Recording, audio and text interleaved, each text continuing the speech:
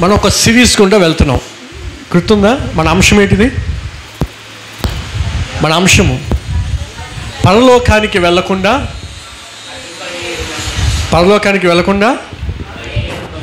మనల్ని ఆపేసే ఎన్ని గుంట నక్కలు? 7 గుంట నక్కల కోసం మనం మాట్లాడుకుంటున్నాం. మరి చాలా వివరంగా స్పష్టంగా బైబిల్ చరిత్రని ఆధారం చేసుకొని మనం మాట్లాడుతున్నాం. ఒకసారి చదువుదామా? సామెతల గ్రంథము 6వ అధ్యాయము. యెహోవాకు అసహ్యములైనవి 6 కలవు, 7 ఆయనకు హేయములు.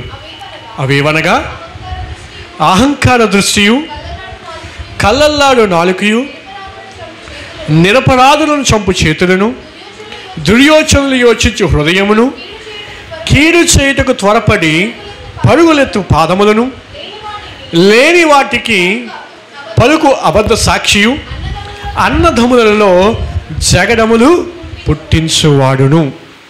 ఇవేటంట? దేవునికి ఇష్టమైనవా అసహ్యమైనవా? చెప్పాలి. ఇష్టమైనవా అసహ్యమైనవా? అసహ్యమైనవి. ఇవి కనుక ఒకవేళ మన ఆత్మీయ జీవితంలో పొరపాటున ఇవి కనుక మనం కలిగి ఉన్నట్లయితే మనం ఏమాత్రము పరలోక రాజ్యానికి అర్హులము కాము. అందులో ఏమాత్రం సందేహము లేదు. మనం ఎప్పటి వరకు కూడా ఒక 4 అంశాలు మనం మాట్లాడుకున్నాం. 4 అలాగే ఈ దినాన 5వది చూద్దామా? 5వది చెప్పండి. 5వది కీడు చేయుటకు త్వరపడి పరుగులెత్తు పాదములు. కీడు చేయుటకు త్వరపడి పరుగులెత్తు పాదములు. కొంతమందికి కొన్ని విషయాల్లో కంగారు ఉంటుంది. ఆ కంగారు ఎలా ఉంటుందంటే, కొంతమంది మాట్లాడినప్పుడు కంగారు ఉంటుంది, కొంతమంది చదివినప్పుడు కొంతమందికి కంగారు ఉంటుంది. ఇవి మంచివే. మాట్లాడినప్పుడు కంగారు పడినా కొన్నిసార్లు నచ్చ చెప్పొచ్చు, చదివేటప్పుడు కంగారు కొన్నిసార్లు నచ్చ చెప్పొచ్చు. కానీ కీడు చేయడానికి కొంతమంది కంగారు పడతారు, పరుగులు తీస్తారన్నమాట. దేనికి? ఏం చేయడానికి? కీడు చేయడానికి. ఒక వ్యక్తి బాగున్నాడంటే వాడిని ఎలాగైనా నాశనం చేసేయాలి, వాడిని ఎలాగైనా సరే పతన స్థితికి తీసుకొని వచ్చేయాలి. ఈ రోజున మనుషులు ఎలా ఉన్నారంటేనండి, ఒకడు బాగుపడితే ఒకడు చూడలేని పరిస్థితి. అవునంటారా కాదంటారా? మనం చక్కగా అన్నీ సకల సమృద్ధి కలిగి ఉండి మనం ఉంటే మన పక్కోడు చూడలేరు మనల్ని, మన చుట్టూ ఉన్నవారు మనల్ని చూడలేరు. దేవుని వాక్యం అంటుంది, మీరు ఏడ్చేవాడితో ఏడువుడి, నవ్వేవాడితో. ఆ వాక్యాలు బాగా తెలుసు మనకి, కాకపోతే పాటించు. వాక్యాలు బాగా తెలుసు, బాగా చెప్పేస్తాం. నవ్వేవాడితో నవ్వండి అంటాం, ఏడ్చేవాడితో ఏడవాలంట. కానీ మనంతా రివర్స్ గేమ్. నవ్వేవాడిని చూసి ఏడుస్తాం, ఏడ్చేవాడిని చూసి నవ్వుతాం. ఒకసారి అంట 2 క్రైస్తవులు ఇంటి పక్కనే ఉన్నారు. అయితే వాళ్ళిద్దరికి కూడా దేవుడు అంటే చాలా ఇష్టమే. అయితే ఒకసారి ఏమైందంటే, ఒక వ్యక్తి దేవుడిని అడిగాడంట. ఏమని అడిగాడు? ప్రభువా, నేను నీ పరిచర్య కోసం వెళ్తూ ఉన్నాను కదా, కాలినడకనే వెళ్తున్నాను, నాకు ఒక మంచి సైకిలే నీవు ప్రభా, సైకిల్ తొక్కుంటూ నేను దేవుని నీ యొక్క పరిచర్యకి నేను వెళ్తాను నాయనా అని చెప్పి ప్రభువుకి ప్రార్థన చేస్తే దేవుడు ఆ ప్రార్థన ఆలకించి అతనికి సైకిల్ ఇచ్చాడు. సైకిల్ ఇస్తే ఆ వ్యక్తి ఆ రోజు ఆ సైకిల్ తీసుకొని బయటకు వచ్చాడంట. ఇంట్లోంచి బయటికి రాగానే ఇంకో వ్యక్తి చూశాడంట. అరే, దేవుడు ఈ వ్యక్తికి తిన దగ్గర సైకిల్ ఉంది అని చెప్పి తినేవాడిగాడంట. ప్రభువా, నా పక్కోడికి నువ్వు సైకిల్ ఇచ్చావు కదా, ఇదిగో నేను ప్రార్థన చేస్తున్నాను, నాకు మంచి బైక్ ఇవ్వు నాయనా అన్నాడంట. ఏమన్నాడు? నాకు మంచి బైక్ ఇవ్వు ప్రభువా, బైక్ కాదు, నాకు కూడా సైకిల్, వాడికన్నా మంచి సైకిల్ కావాలని అడిగాడట. ఏమడిగాడు?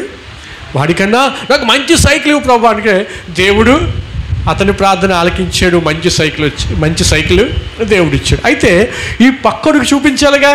కొంతమందికి ఈ మాయరోగం ఉంటుంది, ఏది కొనుక్కున్నా పక్కడికి చూపించేయాలి. అయితే వీడు ఏం చేశాడు? ఆ సైకిల్ తీసుకొని పక్కడికి చూపించేద్దామని, వాడికన్నా బెటర్ సైకిల్ కదా, వాడికన్నా మంచి సైకిల్ కదా, చూపిద్దామని చెప్పి బయటికి తీసుకొచ్చేసరికి ఆ పక్కోడు ఏముంచి సైకిల్ కాకుండా బండి తీసుకొని బయటకు వచ్చాడంట. ఏం తీసుకొచ్చాడు? బండి తీసుకొని బయటకు వచ్చాడు. బయటికి తీసుకొని రాగానే షాకు. అరే, మొన్న దాకా సైకిల్ ఉంది, ఆడికి సైకిల్ ఉందా, నేను కూడా దేవుణ్ణి సైకిల్ అడిగాను, ఇప్పుడేముంచి వాడికి బండి ఎలాగొచ్చేసిందని చెప్పి దేవునికి ప్రార్థన చేయడం మొదలెట్టాడంటే ఏమని, ప్రభువా నా పక్కోడికి బండి ఇచ్చానైనా నాకు కూడా బండి కావాలి. ఎలాంటి బండి అంటే వాడి బండి కన్నా నాకు మంచి బండి కావాలి, వాడికన్నా బెటర్ బైక్ నాకు కావాలంటే దేవుడు వాడి ప్రార్థన ఆలకించాడు. చక్కగా మంచి బైక్ ఇచ్చాడు. బైక్ ఇస్తే ఆ బైక్ను ఇప్పుడు ఎవరికి చూపించాలి? ఎవరికి చూపించాలి? పక్కడికి చూపించాలి కదా. వెంటనే ఆ పక్కడికి చూపిద్దామని చెప్పి తన గేడి తీసి బైక్ బయటికి తీసుకొచ్చాడు. బయటికి తీసుకొని రాగానే ఆ పక్కోడు ఏమిచ్చి చక్కగా కారు వేసుకొని బయటకు వచ్చాడు. ఏంటండి ఎలాగొచ్చాడు? కారు వేసుకొని బయటకు వచ్చాడు. బయటికి రాగానే మళ్ళీ వీడు షాక్ అయిపోయి, మొన్నేమో నేను సైకిల్ ఏమో దేవుడు ప్రార్థన చేస్తే వాడు బైక్ పొందుకున్నాడు, ఇప్పుడేమొచ్చి వాడు నేను బైక్ కావాలంటే మళ్ళీ దేవుడు వాడికి కారు ఇచ్చాడు. ఇలా కాదు అని చెప్పి రూమ్లోకి వెళ్ళి ప్రార్థన చేస్తున్నాడంట. ఏమని ప్రార్థన చేస్తున్నాడో తెలుసా? ఒక ఆత్మీయుడు ఏమని ప్రార్థన చేస్తున్నాడో తెలుసా? ప్రభువా ఈ 2 కళ్ళుతోని నేను లోకాన్ని చూడలేకపోతున్నాను నాయనా. ఈ లోకమంతా పాపముతో నింపబడిపోయింది. ఈ 2 కళ్ళుండి నరకానికి వెళ్ళే కన్నా నాకు ఒక కన్ను తీసేనాయన అని ప్రార్థన చేశాడంట. ఏమని ప్రార్థన చేశాడు? నాకు ఒక కన్ను తీసే. ఎందుకు ప్రార్థన చేశాడు? ఎందుకు ప్రార్థన చేశాడు? దేవుడు ఈడు ఏమడిగినా సరే దీనికన్నా రెట్టింపు వాడికి ఇస్తున్నాడు కదా. ఇప్పుడు ఈడు ఆలోచన ఏంటిది? ఈడు ఒక్క కన్ను పోతే పక్కడికి ఎన్నిపోవాలి? 2 కళ్ళు పోవాలి. ప్రార్థన చేయడం మొదలెట్టాడు. ప్రభువా ఈ 2 కళ్ళు ఉండి నేను నరకానికి వెళ్ళిపోయే కన్నా ఒక్క కన్నుతో నేను పరలోకానికి వస్తాను. ఈ కన్ను తీసే ఒక్క కన్ను అనగానే మన దేవుడు ప్రార్థన ఆలకించేవాడు. మన దేవుడు ప్రార్థనలు ఆలకించేవాడు. ఆడి కన్ను కాస్త పోయింది.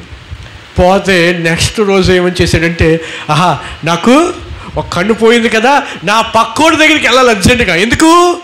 ఇప్పుడు ఆడికి ఎన్ని పోవాలి? 2 కళ్ళు పోవాలి కదా, చూసి వచ్చేద్దానని చెప్పి ఆడేముంచి వెళ్తే చక్కగా వ్యక్తి ఏం చేశాడంట, చక్కగా గార్డెన్లో కూర్చొని కాలు మీద కాలు వేసుకొని పేపర్ చదువుతూ ఉన్నాడంట. వీడికేం అర్థం కాలే. అరే నేను సైకిల్ అయినప్పుడు దేవుడు వాడికి బండి ఇచ్చాడు, నేను బండి అయిన ఒక కాలు ఇచ్చాడు, ఇప్పుడేమో నేను ఒక్కడు తీసేవంటే వాడికి 2 కళ్ళు పోవాలిగా, ఎందుకు పోలేదు 2 కళ్ళు? ఈ రోజున చాలామంది ప్రార్థనలు ఇలాగే ఉన్నాయి. నేను వాడికంటే బాగుండాలి, నేను వాడికంటే హెచ్చింపుతనంలో ఉండాలి, వాడికి లేనిది నేను అనుభవించేయాలి అని చెప్పి ఏం చేస్తున్నారు? వాళ్ళు ఎలా ప్రార్థన చేస్తున్నారు? కనీసం తెలియకుండా ఈరోజు ఆత్మీయ జీవితాలను వాళ్ళు ఏం చేసుకుంటారు? నాశనం చేసుకుంటున్నారు. వీళ్ళు ఏ బ్యాచ్కి సంబంధించిన వాళ్ళు తెలుసా? ఈ బ్యాచే. ఏ బ్యాచ్? కీడు చేయుటకు త్వరపడి పరుగులెత్తు పాదాలు. దేవుడు ఏదైతే చెప్పాడో దానిని చేయకుండా ఏది చేసినా అది కీడు చేసే దానితో సమానము అని దేవుడు వాక్యం సెలవిస్తుంది. ఒకసారి చూద్దామా? బుక్ ఆఫ్ జాన్, యోహాను రాసిన 3వ పత్రిక, యోహాను రాసిన 3వ పత్రిక 11వ వచనం ఒకసారి చదవండి. అక్కడ దేవుడు చాలా స్పష్టంగా రాయించాడు ఆ మాట. ప్రియుడా, చెడు కార్యములు కాక మంచి కార్యములను అనుసరించి నడుచుకొనుము. మేలు చేయువాడు దేవుని సంబంధి, కీడు చేయువాడు దేవుని చూచినవాడు కాదు. దేవునికి స్తోత్రం. హల్లెలూయా. మేలు చేయువాడు ఎవరి సంబంధి అంట? మేలు చేయువాడు ఎవరి సంబంధి? దేవుని సంబంధి. కీడు చేసేవాడు దేవుని సంబంధి కాదు. ఇప్పుడు ఒక ప్రశ్న మనం అందరం కూడా వేసుకుందాం. ఇప్పుడు మనం అందరము కూడా దేవుని సంబంధులమా లేదా సాతాను సంబంధులమా? చెప్పాలి. దేవుని సంబంధులమే. అయితే దేవుని సంబంధం అయితే మరొక ప్రశ్న మనం వేసుకోవాలి. ఆ పై వచనంలో ఏంటిది? మేలు చేసేవాడే దేవుని సంబంధి. మరి మనం ఇతరులకు మేలు చేస్తున్నామా? మన చుట్టూ ఉన్న వ్యక్తులకి మనం మేలు చేస్తున్నామా? ఒకసారి ఆలోచన చేయండి. కేవలము వాక్యము చదవడం వరకైనా మన ఆత్మీయ జీవితాలు, కేవలము వాక్యం చూడడం వరకైనా ఆత్మీయ జీవితాలు, దేవుని మందిరానికి రావడం వరకైనా మన ఆత్మీయ జీవితాలు, దాని క్రియల్లో పెట్టేది లేదా? దేవుని వాక్యాన్ని నువ్వు క్రియల్లో పెట్టకపోతే ఎలా నీ ఆత్మీయ జీవితాన్ని లోకానికి చూపిస్తావు? ఎలా ఆ పరలోక రాజ్యంలో యుగయుగాలు ప్రభువుతో నువ్వు ఉంటావు? ఒకసారి ఆలోచించాయి. దేవుడు ఏదైతే చెప్పాడో దానిని చేయకపోతే దాన్ని ఏమంటారో తెలుసా? అవిధేయత. ఏమంటారు? అవిధేయత. దేవుడు చెప్పింది చేసేదాన్ని విధేయత అంటారు, దేవుడు చెప్పింది చేయలేని దానిని అవిధేయత అంటారు. దానినే కీడు చేయుటకు త్వరపడి పరుగులెత్తు పాదాలు. బైబిల్ గ్రంథంలో కొంతమంది ఉన్నారు, వాళ్ళు ఏం చేశారో తెలుసా అండి? దేవుడు ఏదైతే చెప్పాడో దాన్ని నేను చేయడానికి ఇష్టపడలే, దేవుడు ఏదైతే చేయొద్దన్నాడో దానిని చేయడానికే ఇష్టపడ్డాను. దానివల్ల వారి జీవితాలు నాశనం అయిపోయాయి. ఈరోజు పరిశుద్ధాత్మ దేవుడు మనతో మాట్లాడతానని నమ్ముతున్నాను. ఎందుకంటే మన ఆత్మీయ జీవితాలు కట్టుకోవడానికి దేవుడు మనకి సహాయము చేయునుగాక. ఆమేన్. ఆదికాండము 19వ అధ్యాయము, బుక్ ఆఫ్ జెనసిస్ చాప్టర్ 19. ఆదికాండము 19వ అధ్యాయము 15వ వచనం నుండి. తెల్లవారినప్పుడు ఆ దూతలు లోతును త్వరపెట్టి, లెమ్ము, ఈ ఊరి దోష శిక్షలో నశించిపోకుండా నీ భార్యను అక్కడనున్న నీ 2 కుమార్తెలను తీసుకొని రమ్మని చెప్పిరి. అతడు తడువు చేసెను. అప్పుడు అతని మీద యెహోవా కనికరపడుట వలన ఆ మనుషులు అతని చేతిని, అతని భార్య చేతిని, అతని 2 కుమార్తెల చేతులను పట్టుకొని వెలుపలికి తీసుకొని వచ్చి ఆ ఊరి బయట ఉంచిరి. ఆ దూతలు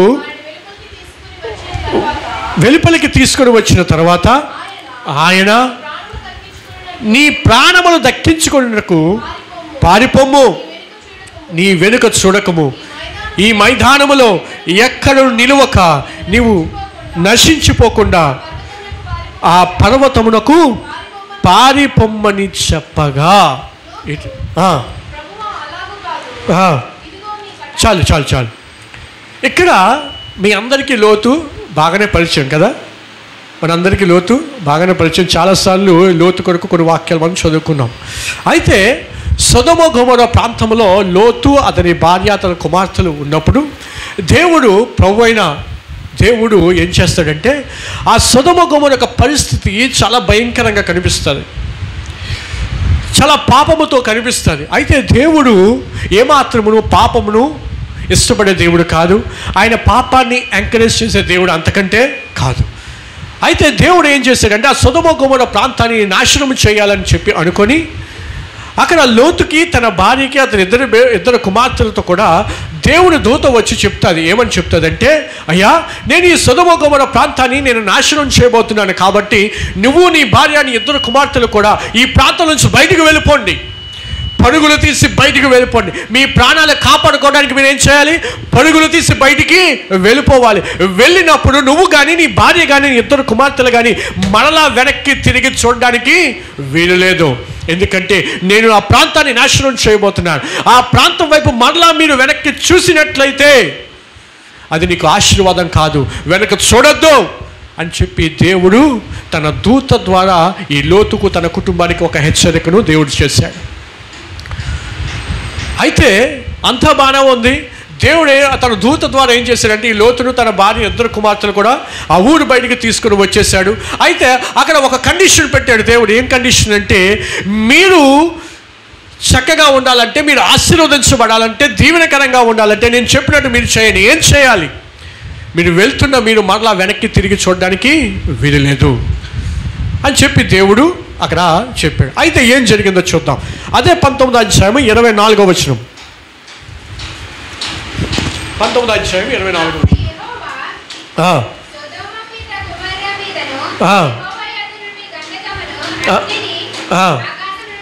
ఆకాశం నుండి కురిపించి ఆ పట్టణములను, ఆ మైదానం అంతటిని, ఆ పట్టణములలో నివసించు వారిని అందరినీ, వేల మొలకలను నాశనం చేశాను. అయితే లోతు భార్య అతని వెనుక నుండి తిరిగి చూచి ఉప్పు స్తంభమాయెను. ఏటైందంట? ఆ దూత లోతుకి చెప్పినప్పుడు ఆ లోతు చెప్పాడు తన భార్యకి, తన కుమార్తెలకి చెప్పాడు, అమ్మా, దేవుడు ఈ పట్టణాన్ని నాశనం చేయబోతున్నాడు, ఈ మైదానాన్ని నాశనం చేయబోతున్నాడు, కాబట్టి మనము బ్రతికి ఉండాలంటే, పిల్లాపాపలతో చక్కగా సంతోషంగా ఆనందంగా మనం ఉండాలంటే దేవుడు చెప్పాడు మనం వెనక్కి తిరిగి చూడడానికి వీలులేదు. కాబట్టి నా మాట ఆలకించి నాతో పాటు మీరు అందరూ కూడా పరుగును వచ్చేయండి అంటే, ఈ లోతు యొక్క భార్య ఏం చేసిందంట? ఆ పట్టణం నాశనం చేస్తుంటే వెనక్కి తిరిగి చూసిందంట. ఏం చేసింది? వెనక్కి తిరిగి చూసింది. దేనికి చూసింది? ఆ పట్టణము చాలా సకల సమృద్ధితో ఉంది కదా, నాశనం అయిపోతే ఎలా ఉంటుందో చూద్దాం. ఇది నాశనం అయిపోతే ఆ పట్టణం ఎలా ఉందో చూద్దాం అని చెప్పి తిరిగింది అంతే. ఎలా ఉంటుందో చూద్దాం. వదిలేసి వచ్చేసాంగా, ఆ వదిలేసి వచ్చిన ఆ పట్టణము ఇప్పుడు ఎలా ఉందో చూద్దాం అని చెప్పి వెనక్కి తిరిగిందండి అంతే. ఏం చేయలే. దేవుడు ఏదైతే చెప్పాడో దానిని చేయకపోవడం వల్ల లోతు భార్య అక్కడ ఏమైంది తెలుసా? She became a pillar of salt. తను ఒక ఉప్పు స్తంభంగా మారిపోయింది. దేవుడు చెప్పాడు చెయ్యొద్దు అని, తన భర్త చెప్పాడు నువ్వు వెనక్కి తిరగొద్దని, కానీ తన భార్య ఏం చేసింది? తన భర్త మాటను కూడా పక్కన పెట్టేస్తుంది. ఈ రోజున ఆత్మీయులుగా పిలువబడుతున్నవాడు, క్రైస్తవులుగా పిలువబడుతున్నవాడు, సంఘములో ఉంటున్న సంఘమా వినండి, భార్యలుగా ఉంటున్నవారు, నీ భర్త ఏదైనా ఒక మాట చెప్పినప్పుడు ఆ మాటకి అవిధేయత చూపించడానికి వీల్లేదు.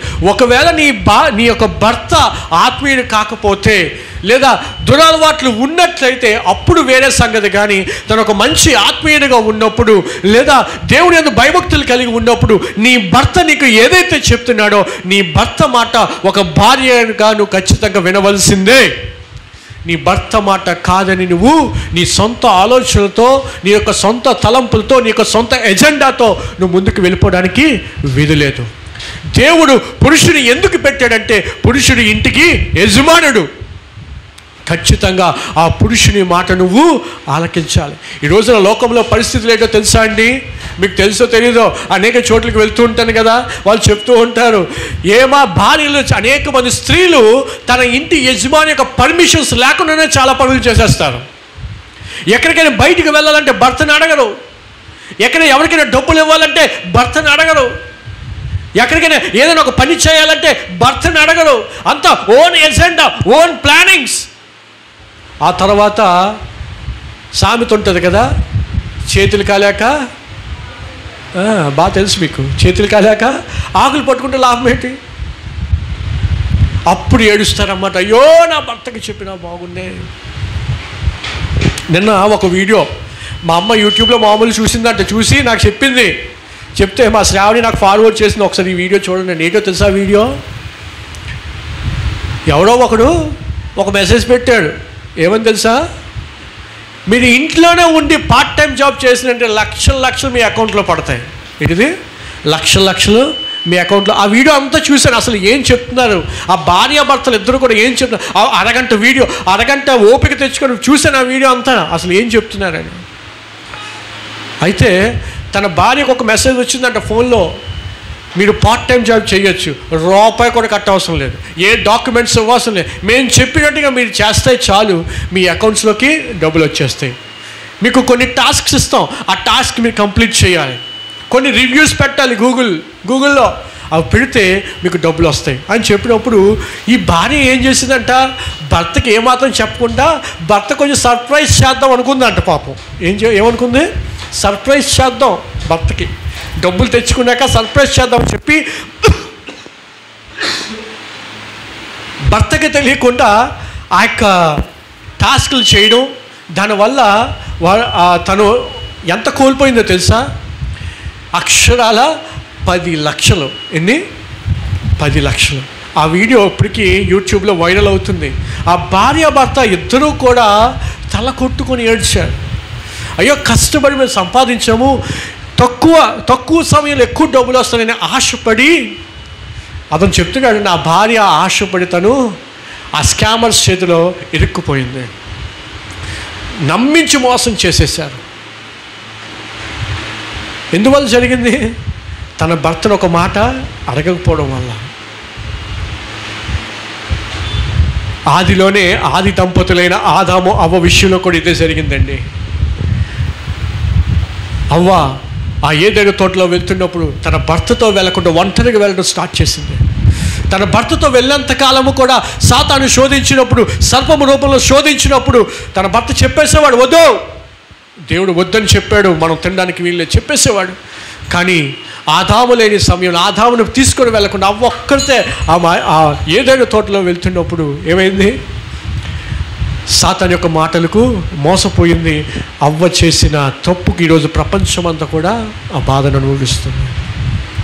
కొన్ని సందర్భాల్లో ఇతర పెద్దల యొక్క ఆలోచన లేకుండా, పెద్దల యొక్క ప్రమేయం లేకుండా, పెద్దలు ఏం చెప్తారో అది వినకుండా మనం ఏ నిర్ణయాలు అయితే తీసుకుంటామో ఆ నిర్ణయాలు మన జీవితాలకు నష్టాన్నే కలుగజేస్తాయి తప్ప లాభాన్ని తీసుకొని రావు. దయచేసి గమనించండి.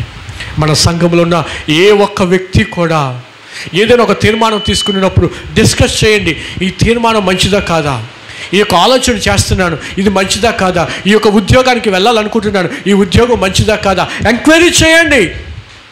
పలానా వ్యక్తిని వివాహం చేసుకోవాలనుకుంటున్నాను, ఆ వ్యక్తి మంచోడా కాదా? Do enquiry. ఈరోజు అవేమీ లేవు. మైండ్లో ఒక ఆలోచన వస్తే అంతే వెళ్ళిపోవడమే, నచ్చినట్టు చేసేసుకోవడమే.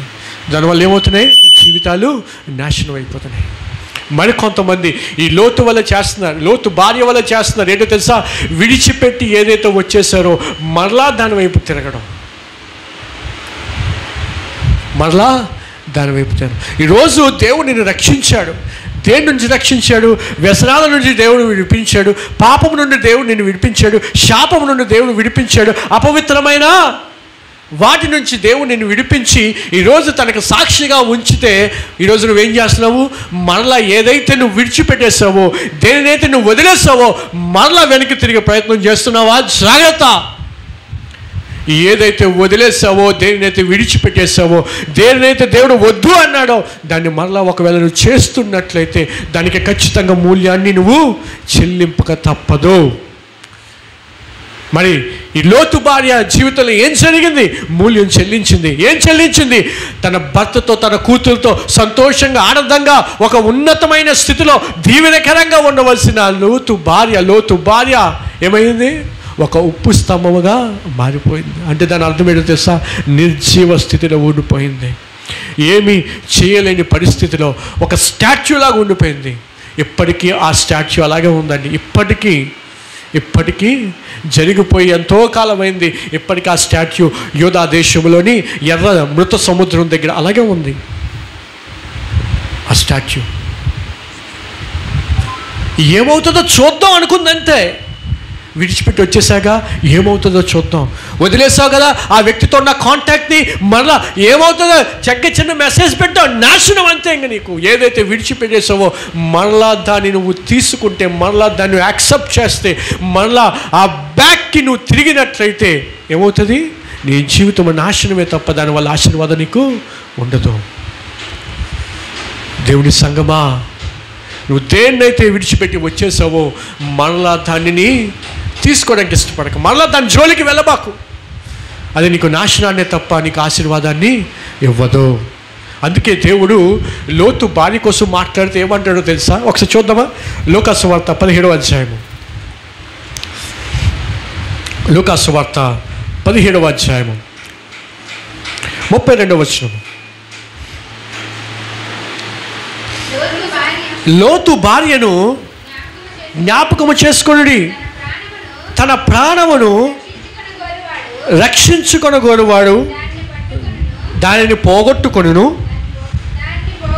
దానిని పోగొట్టుకొనువాడు దానిని సజీవముగా కాపాడుకొనును. దేవునికి స్తోత్రం.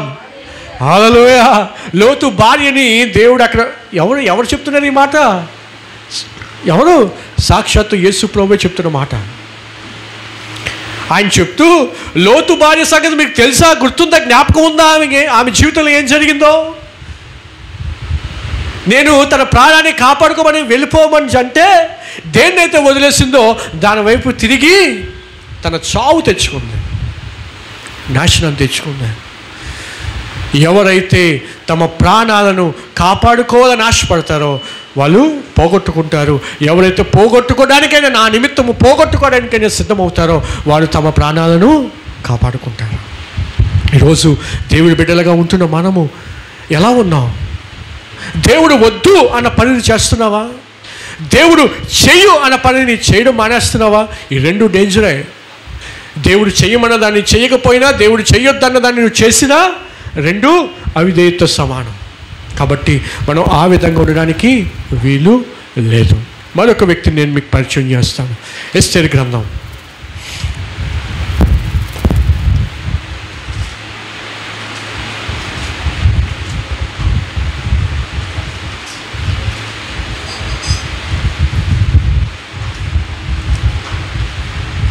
ఎస్తేరు గ్రంథం 3వ అధ్యాయం తీసారా? ఎస్తేరు గ్రంథము 3వ అధ్యాయం 1 నుంచి 3 వచనాలు. ఈ సంగతులైన తర్వాత రాజైన అహష్వేరోషు హమ్మోదాతు కుమారుడును అగాగీయుడును హామానును గణపరిచి వాని హెచ్చించి వాని పీఠము తన దగ్గరనున్న ఎత్తుగా నుంచాను. కాబట్టి రాజు గుమ్మమునున్న రాజసేవకులందరూ మోకాలుని హామానునకు నమస్కరించిరి. మొర్దెకై వంగయు నమస్కారము చేయకయుండగా రాజసేవకులు రాజాజ్ఞను ఎందుకు మీరుచున్నావని మొర్దెకైని అడిగిరి.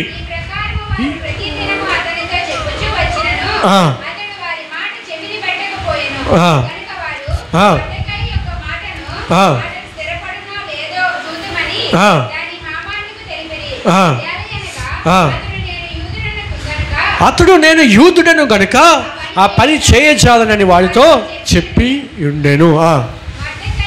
మొర్దెకై వంకకియు నమస్కరింపకియు నుండుట హామాను చూచినప్పుడు బహుగా కోపగించి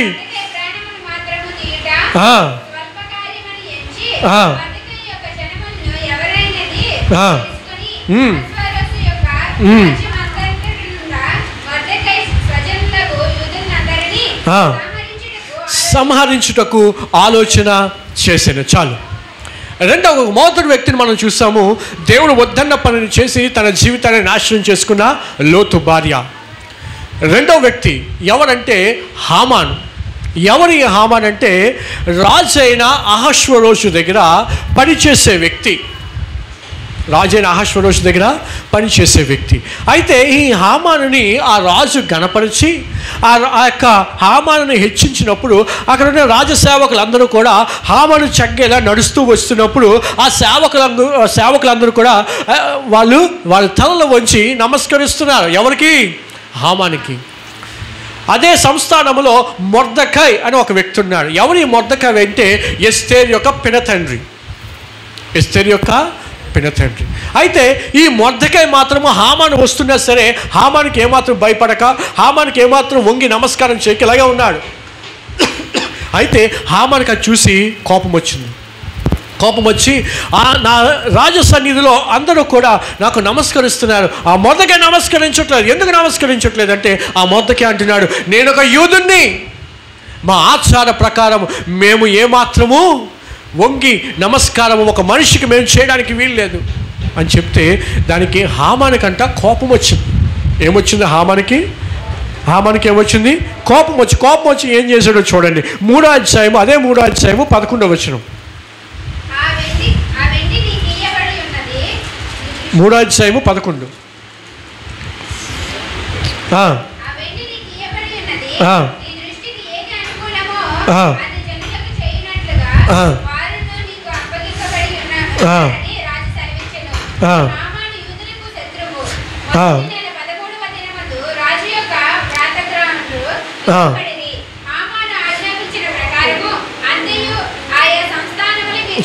సారీ 5వ అధ్యాయము 11వ వచనం.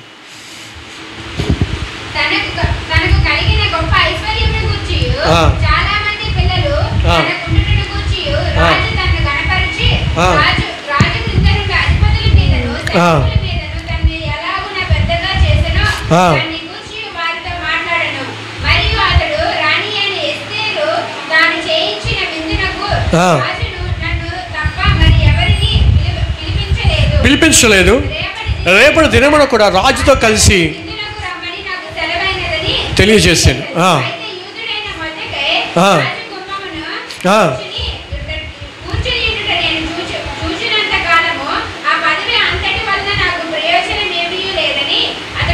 అతడు చెప్పగా అతని భార్య అయిన జెరెషును అతని స్నేహితులందరూ 50 మూరల ఎత్తుగల ఒక ఉరి కొయ్య చేయించుము, దాని మీద మొర్దెకై ఉరి తీయింపబడినట్లు రేపు నీ రాజుతో మనవి చేయము, తరువాత నీవు సంతోషముగా రాజుతో కూడా విందునకు పోదువు అని అతనితో చెప్పిరి.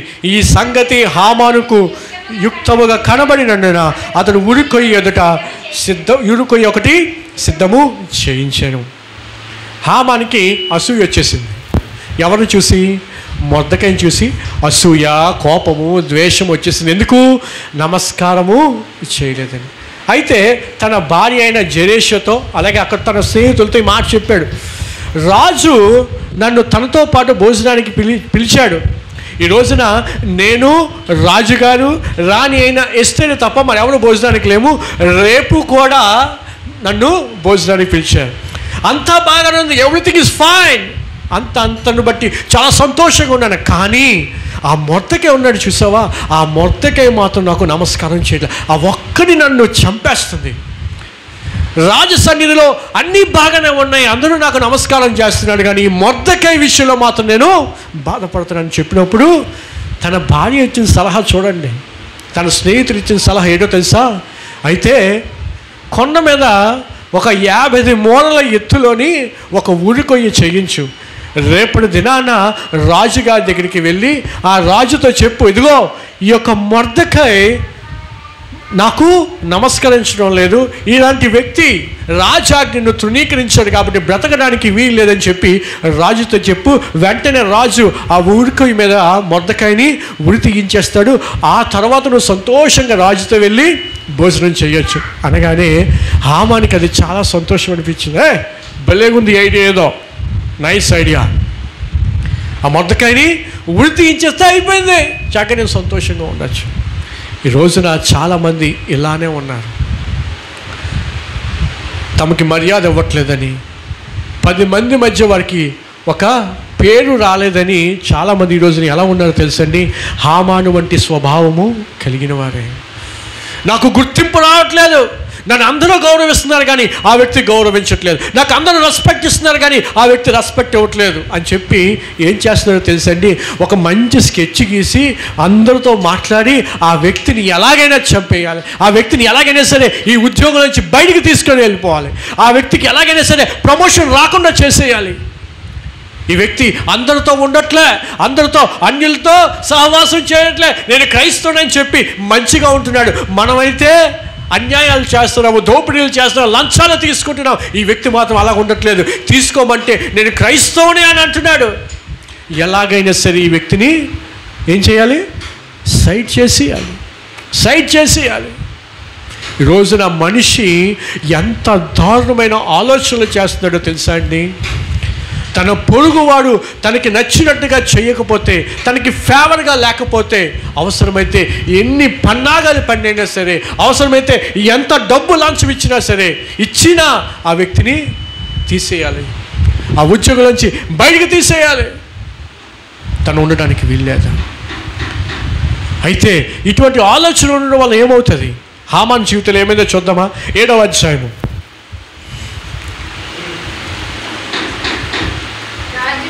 7వ అధ్యాయము 9వ వచనం.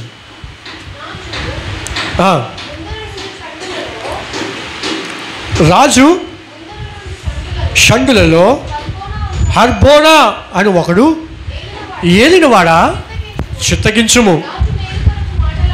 రాజు మేలు కొరకు మాట్లాడిన మొర్దెకైని ఉరి తీయుటకు హామాను చేయించిన 50 మూరల ఎత్తుగల ఉరికొయ్య హామాను ఇంటి వద్ద నాటబడి ఉన్నదనగా రాజు దాని మీద వాని ఉరి తీయుడని ఆజ్ఞ ఇచ్చెను. కాగా హామాను మొర్దెకైకి సిద్ధము చేసిన ఉరికొయ్య మీద వారు అతనినే ఉరి తీసిరి. అప్పుడు రాజు యొక్క ఆగ్రహము చల్లారెను. ఏమైందంట? మొర్దెకైని ద్వేషించి మొర్దెకైని ఎలాగైనా చంపించేద్దామని చెప్పి తన ఇంటి దగ్గర ఒక ఉరికొయ్య చేయించారు. ఎవరు? హలో, ఎవరు? హామాను చేయించాడు. అయితే ఆ తర్వాత ఏమవుతుందో తెలుసా, రాణి అయిన ఎస్తేరు మొర్దెకై పట్ల ఇలాగా ఇటువంటి ద్వేషము హామాను కలిగి ఉన్న విషయం తెలిసి రాజు దగ్గరికి వచ్చి, రాజా, ఈ యొక్క హామాను మా యూదులందరికీ కూడా అన్యాయం చేస్తున్నాడు, యూదులందరికీ కూడా శత్రువు, ఇప్పుడు యూదులందరినీ కూడా నాశనం చేయాలని చూస్తున్నాడు, కాబట్టి హామానుకి మీరు ఏదో ఒకటి చెయ్యాలి అని చెప్పినప్పుడు ఆ రాజు ఏం చేస్తాడంటే రాణి అయిన ఎస్తేరు మాటల యొక్క సత్యం అని తెలుసుకొని అక్కడ ఉన్న వారిని పిలిస్తే అక్కడ చెప్తాడు, అయ్యా, ఈ ఎస్తేరు రాణి చెప్పింది నిజమే, ఈ యొక్క హామాను మొర్దెకైకి అలాగే తన వంశంలో ఉన్న వారందరికీ కూడా అన్యాయం చేయాలని చూస్తున్నాడయ్యా అని చెప్పినప్పుడు రాజు అంటాడు, అయితే ఏ ఉరికొయ్యి అయితే ఎవరి కోసం, మొర్దెకై కోసం హామాను ఉరికొయ్యి చేయించాడో అదే ఉరికొయ్యి మీద హామానుని ఎక్కించేయండి అని చెప్పి రాజు ఏం చేశాడు, ఆజ్ఞ ఇవ్వగానే ఏ ఉరికొయ్యి అయితే చేయించుకున్నాడో ఆ ఉరికొయ్యి మీదే హామానుని చంపేశాడండి. తను అనుకున్నాడు మరొక వ్యక్తికి కీడు చేద్దాం, తను అనుకున్నాడు ఒక కుటుంబాన్ని నాశనం చేసేద్దాం, తన కుటుంబస్తులతో ఉండకుండా చేసేద్దాం అనుకున్నాడు. కానీ దేవుడు ఏం చేశాడు, ఎవడైతే కీడు చేయాలని చూశాడో దేవుడు వాడినే కీడుకి అప్పగించాడు. ఫ్రెండ్స్, గమనించండి, మనలో ఏ ఒక్కరికి కూడా హాని చేయాలనే ఆలోచన మనలో రావడానికి వీలు లేదు. బహుశా నీకన్నా ఆ వ్యక్తి మంచోడు కావచ్చు, నీకన్నా ఉన్నతమైన స్థితిలో ఉండొచ్చు, నీకన్నా ఒక గొప్ప పరిస్థితిలో ఉండొచ్చు, కానీ దేవుడు నీకు ఏదైతే ఇచ్చాడో దాన్ని బట్టి నువ్వు సంతోషించాలే తప్ప నీకు లేని దాన్ని పొందుకోవడం కోసం నువ్వు ప్లానింగ్లు వేయడానికి వీలు లేదు. నువ్వు ఏదైతే ఈరోజు విత్తుతున్నావో రేపొద్దున నువ్వు అదే పంట కోస్తావు. జాగ్రత్త. ఒక కుటుంబం నాశనం చేయాలని చూస్తున్నావా, దేవుడు నీ కుటుంబాన్ని నాశనం చేస్తాడు. ఒక వ్యక్తిని పాడు చేయాలని పన్నాగాలు పొందుతున్నావా, దేవుడు నిన్నే పాడైపోయే విధంగా దేవుడు చేస్తాడు. ఒక కుటుంబం నుంచి ఒక వ్యక్తిని నాశనం చేయాలనుకుంటున్నావా, దేవుడు ఎవరో ఒకరిని పంపించి నీ కుటుంబాన్నే నాశనం అయ్యేలా చేస్తాడు. ఒకరికి కీడు చెయ్యాలని తలపెడితే ఆ కీడు నీ మీదకే వస్తుంది. జాగ్రత్త. లోతు భార్య ఏమొచ్చి దేవుడు మాట వినకుండా ఉప్పు స్తంభమై నిర్జీవమైన పరిస్థితికి వెళ్ళిపోయింది. ఈ హామాను ఏమొచ్చి కీడు చేయాలని ఆలోచించాడు, కీడు చేయాలని పన్నాగాలు పన్నాడు, పరుగులు తీశాడు, ఒక ప్లానింగ్ తీసుకున్నాడు. దేవుడు ఏం చేశాడు, హామాను ఏదైతే ప్లాన్ చేసుకున్నాడో ఆ ప్లానింగ్ హామాను మీదకే వచ్చేలా దేవుడు చేసేసాడు. ఈరోజు దేవుని బిడ్డలుగా ఉన్న మనము ఒక విషయం గమనించాలి. నువ్వు ఏదైతే ఇతరులకి చేయడానికి ఇష్టపడుతున్నావో అదే నీకు జరుగుతుంది. జాగ్రత్త. ఇతరులకి మేలు చేసావా, నీకు మేలు జరుగుతుంది. ఇతరులకి మంచి చేసావా, నీకు మంచి జరుగుతుంది. ఏదో ఒక విధంగా దేవుడు నీకు మంచి చేస్తాడు. ఇతరులకి మేలు చేయాలని పన్నాగాలు పన్నావా, నీ కుటుంబంలోనే ఆ కీడు జరుగుతుంది. ఇతరులకి కీడు చేయాలని చూస్తే ఆ కీడు నీ జీవితంలోనే జరుగుతుంది. జాగ్రత్త. దేవుడు బిడ్డలుగా ఉంటున్న మనము, క్రీస్తుని అంగీకరించిన మనము, ఆయన స్వరూపము కలిగి ఉన్న మనము, క్రీస్తు యేసునకు కలిగిన మనసే మనము కూడా కలిగి ఉందుము గాక. ఆమేన్. మరొక వ్యక్తిని నేను మీకు పరిచయం చేస్తాను. 2వ రాజుల గ్రంథము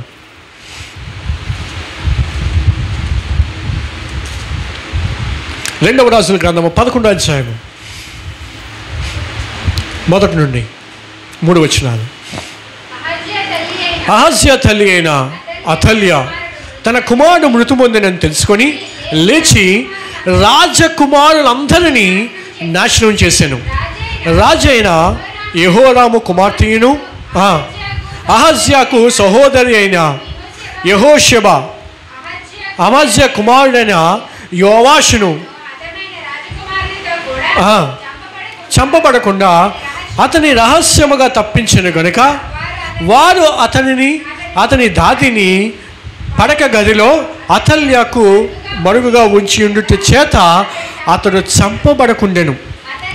అతల్య దేశమును ఏలుచుండగా ఇతడు 6 సంవత్సరములు యెహోవా మందిరమందు దాదితో కూడా దాచబడి ఉన్నది. 3వ వ్యక్తి ఎవరో తెలుసా? పురుషులే కాదండి, స్త్రీలు కూడా పన్నాగాలు పన్నోళ్ళు ఉన్నారు. చాలామంది అనుకుంటారు, అమ్మో పురుషులు ఎంత చెడ్డోలా, మా అమ్మాయిలే మా స్త్రీలే చాలా మంచి. అబ్బో అంత లేదండి. స్త్రీలలో కూడా ఈరోజు పురుషుల కన్నా దారుణంగా అన్యాయాలు దుర్మార్గ పనులు చేస్తుంది ఎవరో తెలుసా? స్త్రీలు. అందరూ అని నేను చెప్పను, కానీ కొంతమంది. ఇక్కడ ఈ వ్యక్తి పేరేంటి, ఈ స్త్రీ పేరేంటిది, ఏంటిది వినాలి అందరూ. బైబిల్ తావ చదువుతుంది నా వైపేనండి. ఈ స్త్రీ పేరేంటిది, అతల్య. ఏం పేరు, అతల్య. బైబిల్ చరిత్రలో the one and only women who ruled the Kingdom ఎవరైనా ఉన్నారంటే అతల్య మాత్రమే. బైబిల్ గ్రంథములో ఒక దేశాన్ని పరిపాలించిన రాణిగా పేరు పొందిన వ్యక్తి ఎవరైనా ఉన్నారంటే అది కేవలం వన్ అండ్ ఓన్లీ క్వీన్ ఎవరంటే అతల్య. అతల్య తప్ప బైబిల్ గ్రంథంలో ఏ రాజ్యాన్ని ఏ రాణి పరిపాలించలేదు. అందరూ రాజులే పరిపాలించారు.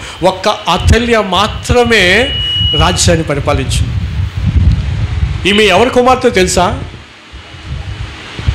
ఆహాబు యెజబెల్ యొక్క కుమార్తె. ఎవరి కుమార్తె? ఆహాబు యెజబెల్ యొక్క కుమార్తె. తన భర్త ఎవరో తెలుసా? యెహోరాము. ఈ యెహోరాము ఎవరంటే యెహోషాపాతు యొక్క కుమారుడు. యెహోషాపాతు ఒక మంచి ఆత్మీయుడు, దేవుని చేత ఒక మంచి వ్యక్తిగా గుర్తు పొందినవాడు, ఒక మంచి వ్యక్తి అని పేరు పొందిన వ్యక్తి ఈ యొక్క యెహోషాపాతు. అయితే ఈ యెహోషాపాతు దేవుని దృష్టికి యథార్థంగా బ్రతికాడు, దేవుని దృష్టికి మంచిగా బ్రతికాడు. కానీ యెహోషాపాతు యొక్క కుమారుడు ఎవరు? యెహోరాము. చెప్పండి, ఎవరు? యెహోరాము. ఈ యెహోరాము మాత్రము దేవుని దృష్టికి చెడు నడత నడిచాడు. తన తండ్రి నడుచుకున్నట్టుగా ఆత్మీయంగా నడవలే. స్నేహితులు కావచ్చు, తనకు చుట్టూ ఉన్న తన యొక్క ఫ్రెండ్షిప్ కావచ్చు, వాటి వల్ల ఏమయ్యాడంటే దేవుని దృష్టికి వ్యతిరేకంగా తయారయ్యాడు. దేవుని దృష్టి చెడు నడత నడిచాడు. సో దీనికి తోడు ఈ అతల్య ఎవరు? ఆహాబు అలాగే యెజబెల్ యొక్క కుమార్తె. కొన్ని చోట్ల ఈ అతల్య ఎవరి కుమార్తె అని ఉందంటే ఒమ్రీ అనే రాజు యొక్క కుమార్తె అని కూడా ఉందన్నమాట. చాలామంది స్పష్టంగా చెప్పలేకపోయారు ఈ అతల్య ఆహాబుకి యెజబెలుకు పుట్టిందా లేదా ఒమ్రీకి యెజబెలుకు పుట్టిందా. దీంట్లో క్లారిటీ లేదు. నన్ను అడగండి, బైబిల్లో కూడా క్లారిటీ లేదు. కొన్నిటి లేఖనాల్లో కొన్ని ప్లేసెస్లో ఆహాబు యెజబెలుకు పుట్టిందని ఉంది, కొన్నింట్లో ఒమ్రీ యెజబెలుకు పుట్టిందని ఉంది. ఎందుకంటే యెజబెల్ యొక్క చెప్పండి మంచి వ్యక్తి కాదు. She's like a prostitute. So ఈ యొక్క అతల్య ఎవరికి పుట్టిందో తెలియదు. అయితే ఈ అతల్య ఏం చేసిందంట, తన కొడుకేనా చనిపోయిన తర్వాత ఆ రాజ్యం ఎవరు తీసేసుకుంటారు? తన భర్త చనిపోయిన తర్వాత ఆ రాజ్యాన్ని ఎవరైనా తీసేసుకుంటారేమో అని చెప్పి తనకి బిడ్డలు ఇంకా మనవరాలు ఉంటారు కదా, వాళ్ళందరినీ చంపించేసింది. ఒక స్త్రీ ఏం చేసింది? తన మనవలందరినీ చంపించేసింది, గ్రాండ్ సన్స్ అందరినీ చంపించేసింది. ఎక్కడ తన మనవలందరూ కూడా రాజులు అయిపోతారో ఆ స్థానము నాకు కాకుండా నా మనవలకి ఎక్కడ వచ్చేస్తుందని చెప్పి ఏం చేసింది? కీడు చేయడానికి ఇష్టపడి అందరినీ చంపేస్తే అక్కడ అహజ్య యొక్క ఒకసారి చదవండి, మళ్ళీ ఒకసారి ఆ విషయం 2 రాజులు 11.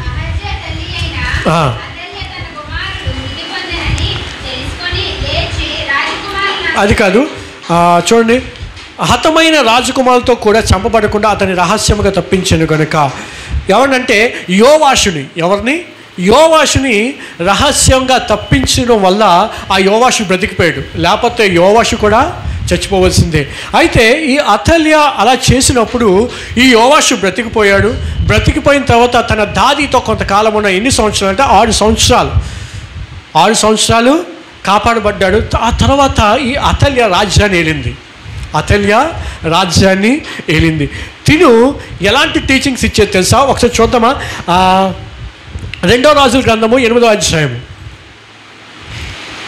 16వ వచనం.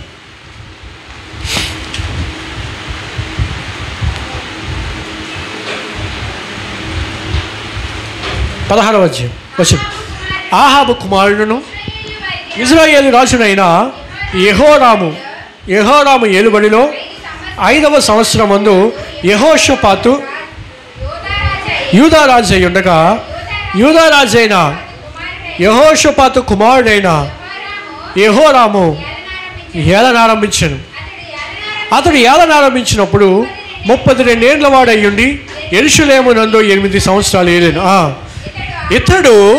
ఇతడు ఆహాబు కుమార్తెను పెండ్లి చేసుకొని ఉండేను గనక ఆహాబు కుటుంబీకుల వలనే ఇతడును ఇశ్రాయేలు రాజులు ప్రవర్తించినట్లు ప్రవర్తించుచు యెహోవా దృష్టికి చెడు నడత జరిగించెను. అచ్చాలు. ఆ తర్వాత రెండవ దినవృత్తాంతాలు చదవండి. అంటే మీకు ఒక క్లారిటీ కోసం 2వ దినవృత్తాంతాలు 22వ అధ్యాయము 2వ దినవృత్తాంతాలు 22వ అధ్యాయము 2-3 వచనాలు.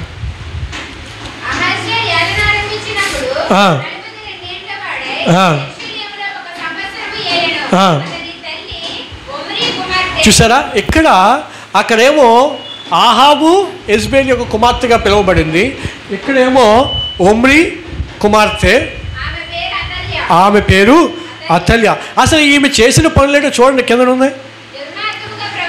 దుర్మార్గముగా ప్రవర్తించుటకు అతని తల్లి అతనికి నేర్పుచూ వచ్చెను గనుక అతడును ఆహాబు సంతతి వారి మార్గమున నడిచెను. ఎలాంటి తల్లి అంటే ఈమె తన బిడ్డలకు దుర్మార్గతను నేర్పించిన తల్లి. ఎక్కడ ఇలాంటి తల్లులు ఉంటారా బ్రదర్ అంటే ఉంటారు. ఎస్, ఉంటారు. మంచి నేర్పించే తల్లులు కొంతమంది అయితే తమ బిడ్డలకు ఎప్పుడు చెడు నేర్పించేవారు. ఎలా నేర్పిస్తారు బ్రదర్ చెడు అంటే అర్థమైనట్టు చెప్తాను. దేవుడి మందిరానికి రాలేదు, పాస్టర్ గారు ఫోన్ చేశారు. ఏమ్మా దేవుడి మందిరానికి రాలేదని అడుగుదామని పాస్టర్ గారు ఫోన్ చేశారు. పాస్టర్ గారు ఫోన్ చేస్తే నువ్వు మీ అబ్బాయికో మీ అమ్మాయికో ఏమని చెప్పండి. అరే నాకు బాగాలేదని చెప్పారా, ఇది నాకు బాగాలేదని చెప్పారా పాస్టర్ గారితో. ఏం నేర్పిస్తున్నావు? అబద్ధాలు చెప్పడం బాగా నేర్పిస్తున్నాం. వాడు ప్రస్తుతానికి అది చిన్న అబద్ధమే కావచ్చు, కానీ పెద్ద అయిన తర్వాత వాడు ఏం చేస్తాడు, నువ్వు చేసిందల్లా వాడు చూస్తాడు. ఎందుకంటే పాస్టర్ గారికి అబద్ధాలు చెప్పడం నీ కొడుకు నీ కూతురు చూశాడు.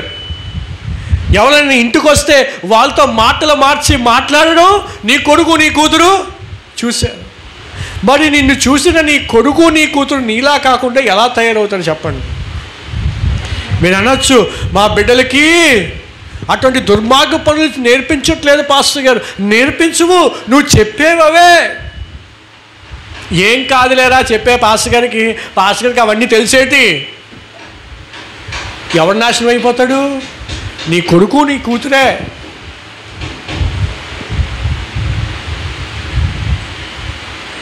బహు జాగ్రత్తగా ఉండండి పిల్లల విషయంలో. మీరు మీ పిల్లల ముందు ఏదైతే చేస్తారో వారు అదే చేయడానికి ఇష్టపడతారు. ఈ అతల్య దుర్మార్గపు పనులు తన బిడ్డలకి నేర్పిస్తే అవే నేర్చుకున్నాడంట. ఆఖరికి తిని ఎలా చచ్చిపోయిందో తెలుసా? 2వ రాజుల గ్రంథము 11వ అధ్యాయము 2వ రాజుల గ్రంథము 11వ అధ్యాయము 13వ వచనము 13వ వచనం ఉండండి. 11వ అధ్యాయము 13వ వచనం నుండి.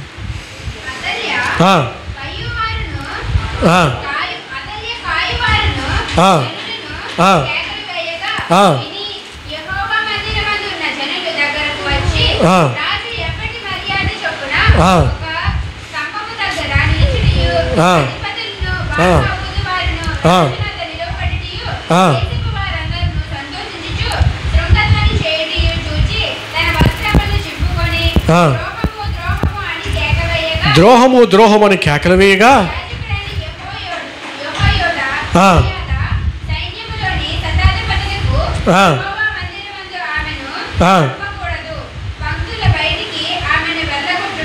పంక్తుల బయటికి ఆమెను వెళ్ళగొట్టుడి. ఆమె పక్షపు వారిని ఖడ్గము చేత చంపుడని ఆజ్ఞ ఇచ్చిన గనుక రాజ మందిరములోకి గుర్రములు వచ్చు మార్గమున ఆమెను దారి ఇచ్చిరి. ఆమె వెళ్ళిపోగా వారు ఆమెను అక్కడ పట్టుకొని చంపిరి. ఇది నేను యొక్క అతల్య కోసం స్టడీ చేస్తున్నాను. నిన్న మొన్న అతల్య కోసం స్టడీ చేస్తున్నప్పుడు అసలు ఎందుకు యెహోయోదా అతల్యాన్ని చంపవలసి వచ్చిందంటే, తను పెద్ద అయిన తర్వాత యెహోయోదా రాజ్యం వచ్చిన తర్వాత అతల్య ఎంత భయంకరమైన పనులు చేసిందంటే, తన బిడ్డలకి అన్యాయం ఎలా చేయాలి, దుర్మార్గం పనులు ఎలా చేయాలో చెప్పింది. అలాగే భయంకరమైన విగ్రహారాధన దేవుని బిడ్డలకు నేర్పించింది. భయంకరమైన విగ్రహారాధన దేవుని బిడ్డలకి అక్కడ అతల్య నేర్పించింది. అలాగే దోపిడీ ఎలా చేయాలి, ఒకరిని ఎలా మోసం చేయాలి, మోసం చేసి వాళ్ళ దగ్గర నుంచి ఎలా తీసేసుకోవాలి అని చెప్పి తన చుట్టూ ఉన్న వారందరికీ కూడా కరప్షన్ నేర్పించింది, దోపిడీ నేర్పించింది. లేదా ఒకరిని ఎలా హింస పెట్టాలి, ఒకరిని ఎలా బాధ పెట్టాలి, ఒకరిని ఎలా ఏడిపించాలి అనే పనులు ఈ యొక్క అతల్య చేయడం వల్ల తన పాపం పండిందండి. పండి ఈ విషయాలన్నీ కూడా రాజుకు తెలిసి ఆమెను చంపించేశాడు. ఆమెనే కాదు, తనతో పాటు ఎవరైతే ఈ క్రియలు చేస్తున్నారో వారందరినీ కూడా చంపించేశాడు. ఎంత దారుణమో చూడండి. ఒకరికి కీడు చేయాలని నువ్వు పరుగులు తీస్తే ఆ కీడు ఏదో ఒక రోజు నీకు ఏమవుతుంది, నీకే ఆ కీడు వస్తుంది. జాగ్రత్త. కీడు చేయుటకు త్వరపడి పరుగులెత్తు పాదములంటే దేవునికి అసహ్యములు. దేవుని బిడ్డలకు మనం ఆ పనులు చేయడానికి వీల్లేదు. మరొక వ్యక్తి ఉన్నాడు. ఆ వ్యక్తి ఏకంగా ఏం చేశాడో తెలుసా అండి, దేవుని పనికే ఆటంకం కలిగించాడు. సువార్త ప్రకటిస్తుంటే సువార్త జరగకుండా చేసేస్తాడు. నిజమైన దేవుడు యేసుక్రీస్తు అని ప్రకటిస్తుంటే యేసుక్రీస్తు నిజమైన దేవుడు కాదని బొమ్మలు ఊరేగిస్తూ ఇవే నిజమైన దేవుడు అని చెప్పి చాటించి దేవుని సువార్తని ఆపేశాడు. దేవుని సేవకులు కొట్టించేశాడు. మీరు అనొచ్చు, ఇప్పుడు ప్రస్తుత రోజుల్లో జరుగుతున్నాయి కదా పాస్టర్ గారు. ప్రస్తుతమే కాదు, పూర్వము కూడా ఇవి జరిగాయి. చూద్దాం ఒకసారి అపోస్తుల కార్యాలు. ఈ వ్యక్తి కోసం నేను చెప్పి నేను ముగించేస్తాను. అపోస్తుల కార్యాలు 19వ అధ్యాయము.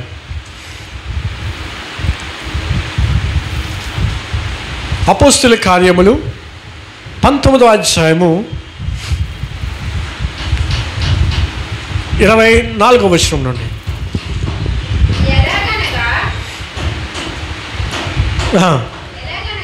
23వ వచనం కూడా. 19వ అధ్యాయము 23వ వచనం. ఆ కాలమందు క్రీస్తు మార్గమును గురించి చాలా అల్లరి కలిగెను. ఎలాగనగా దేమేత్రియు అను ఒక కంసాలి అర్తమీ దేవికి వెండి గొల్లను చేయించుట వలన ఆ పని వారికి మిగుల లాభము కలుగా చేయుచుండెను. అట్టి పని చేయు ఇతరులతో గుంపుకూర్చి, అయ్యలారా, ఈ పని వలన మనకు జీవనము బాగుగా జరుగుచున్నదని మీకు తెలియను. అయితే చేతులతో చేయబడినవి దేవతలు కావని ఈ పౌలు చెప్పి ఎఫెస్సులో మాత్రము కాదు, దాదాపు ఆసియా ఎందంతటా బహు జనమును ఒప్పించి త్రిప్పి ఉన్న సంగతి మీరు చూచి ఉన్నారు, వినియునున్నారు. ఈ మన వృత్తి యందు లక్ష్యము తప్పిపోవుటే కానీ మహాదేవి అయిన అర్తమీ దేవి యొక్క గుడి కూడా తృణీకరింపబడి ఆసియా అంతటా కూడా భూలోకమందును పూజింపబడుచున్న ఈమె యొక్క గొప్పతనము తొలగిపోవునని భయము తోచుచున్నదని వారితో చెప్పాను. వారు విని రౌద్రంతో నిండుకొనిన వారే ఎఫెస్సీల అర్తమీ దేవి మహాదేవి అని కేకలు వేసిరి. పట్టణము బహు గలిబిలిగా ఉండెను. మరియు వారు పౌలుతోను ప్రయాణమై వచ్చిన మాసిదోనియా వారైన గాయును అరిస్తర్కును పట్టుకొని దొమ్మిగా నాటకశాలలో చూడబడిరి. ఏం చేశారంట? ఎవడా వ్యక్తి? ఎవడు? దేమేత్రియు. చెప్పండి, గట్టిగా చెప్పండి. ఈ మాటలు మనకి నోరు తిరగదు. దేమేత్రియు అనండి, ఇంకొంచెం గట్టిగా అనండి. ఈ దేమేత్రియు ఎవడో తెలుసా? ఒక కంసాలి పని చేసేవాడు. ఏం పని చేసేవాడంటే కంసాల పని చేస్తూ విగ్రహాలకు వెండిని పూస్తూ ఉండేవాడు. వెండితోని విగ్రహాలను తయారు చేసి ఆ విగ్రహాలని ఆ దేశంలోకి తీసుకుని వచ్చి ఇవే మన దేవతలు, ఇవే మన దేవుళ్ళు అని చెప్పి చాటించేవాడు. అక్కడ ఉన్న ఎఫ్ఎస్సి సంఘం అంతా కూడా, ఎఫ్ఎస్సి సంఘం ఉంది కదా, ఎఫ్ఎస్సి సంఘం అంతా కూడా దేవుడిగా దేవతగా ఆరాధించే దేవత ఎవరంటే ఈ యొక్క అర్తమీదేవి. ఆ అర్తమీదేవి యొక్క పేరు ఏంటంటే డయానా. ఏం పేరు? డయానా. ఈ అర్తమీదేవి కోసం నేను స్టడీ చేస్తున్నప్పుడు చాలా ఇంట్రెస్ట్ పెరిగిందనమాట. అదే ప్రజలు ఎంత అవివేకంగా ఒక విగ్రహాన్ని పూజ చేస్తారా. ఎఫెసీ సంఘం అంతా కూడా, అలాగే ఎఫెసీ సంఘం మాత్రమే కాదు, రోమా సామ్రాజ్యం అంతటికి కూడా దేవుడు దేవత ఎవరంటే ఈ అర్తమీదేవి. ఆమె పేరు ఏంటంటే డయానా. ఏం పేరు? డయానా. ఆ దేవత పేరు డయానా. ఎఫెసీ సంఘములో, ఎఫెసీ పట్టణములో ఈమెకు ఒక గోపురం కట్టేసి అక్కడ ఈ దేవతను ఆరాధిస్తూ ఉన్నాం. మీకు విషయం తెలుసా? ఈ యొక్క దేవాలయము ప్రపంచ 7 వింతల్లో ఒక వింత. 7 వండర్స్లో వన్ ఆఫ్ ద వండర్ ఏంటంటే ఈ అర్తమీదేవి ఆలయం. అంటే చూడండి, ఆ రోజున ఎఫెసీ పట్టణంలో ఎంత భయంకరమైన విగ్రహారాధన ఆ ప్రజలు చేసేవారు. అది చూసి ఈ సేవకుడు భరించలేకపోయాడు. ఎవరు? పౌలు. అరే, నోరు లేని ఒక మట్టిని తీసుకొని విగ్రహాల తయారు చేసి దాన్ని వెండితో తయారు చేసి ఈ వెండే దేవుడు అని అంటారేట్రా? ఇవి కాదు దేవుడు అంటే. చేతులతో చేయబడినది దేవుడు కాదు, దేవుళ్ళు కాదు. నీ పాపమును ఏ దేవుడైతే క్షమిస్తాడో, నిన్ను నరకము నుండి ఏ దేవుడైతే తప్పిస్తాడో ఆడే అసలైన దేవుడు. నోరుండి మాట్లాడేవాడు దేవుడు, కళ్ళుండి చూచేవాడు దేవుడు, చెవులుండి నీ ప్రార్థన ఆలకించేవాడు దేవుడు, హృదయం ఉండి నిన్ను అర్థం చేసుకునేవాడే నిజమైన దేవుడు. కానీ ఈ వెండితో ప్రతిమలు చేసి ఈ వెండిని ఒక గోపురాల్లో పెడిసి ఇవే దేవుళ్ళు అంటే ఇవి కావు అని చెప్పి పౌలు చెప్తుంటే ఈ ఎవరు? దేమేత్రియు ఉన్నాడు కదా, కంసాల వెండి. ఈయన ఏం చేశాడంటే తన ఆ ప్రాంతంలో ఉన్న వాళ్ళందరినీ కూడా పోగేసుకొని పౌలు మీద తన అనుచరుల మీద పడి చావకొట్టు మొదలుపెట్టాడు. ఎందుకు చావకొడుతున్నాడో తెలుసా? ఎందుకు పౌలుకి వ్యతిరేకంగా వెళ్ళాడో తెలుసా? దేనికి? అక్కడ చదివారా మీరు? చదవండి ఒకసారి 19వ అధ్యాయం.